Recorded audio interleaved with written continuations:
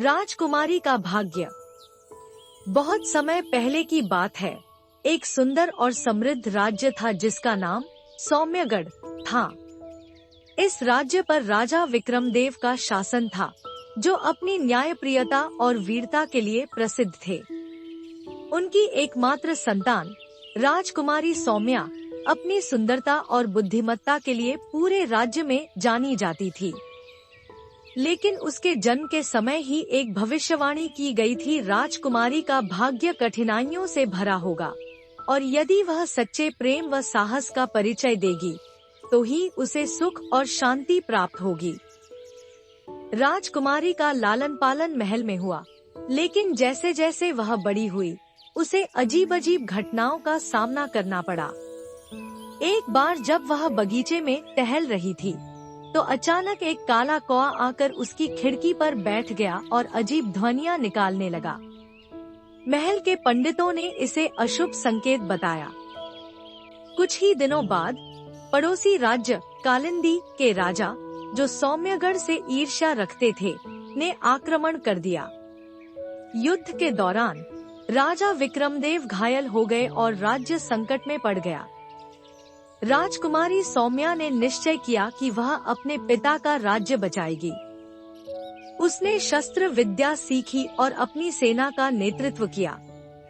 लेकिन युद्ध जीतने के लिए केवल शक्ति ही नहीं, बुद्धिमत्ता भी आवश्यक थी। राजकुमारी ने एक गुप्त योजना बनाई और अपने सैनिकों को एक विशेष रणनीति के अनुसार तैयार किया।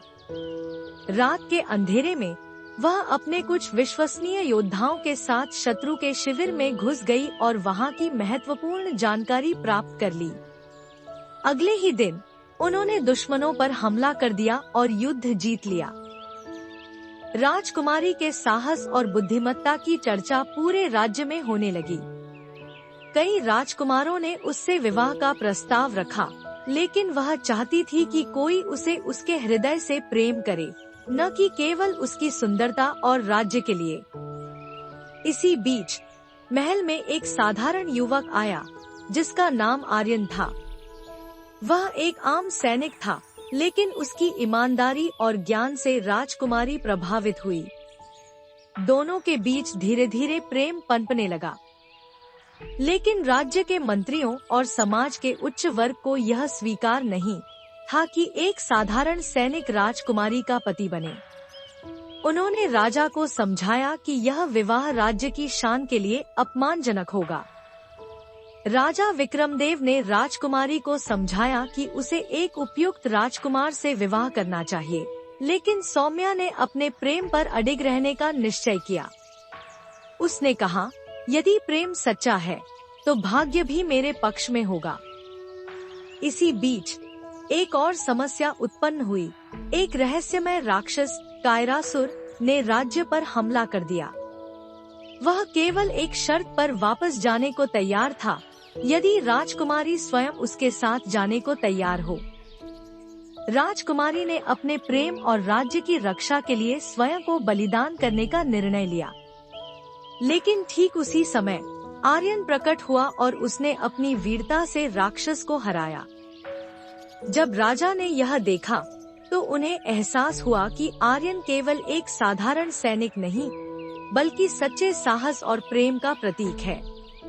उन्होंने सौम्या और आर्यन के विवाह की घोषणा कर दी। राजकुमारी सौम्या की कठिनाइयां समाप्त हो गई, क्योंकि उसने सच्चे प्रेम, साहस और बलिदान का परिचय दिया था।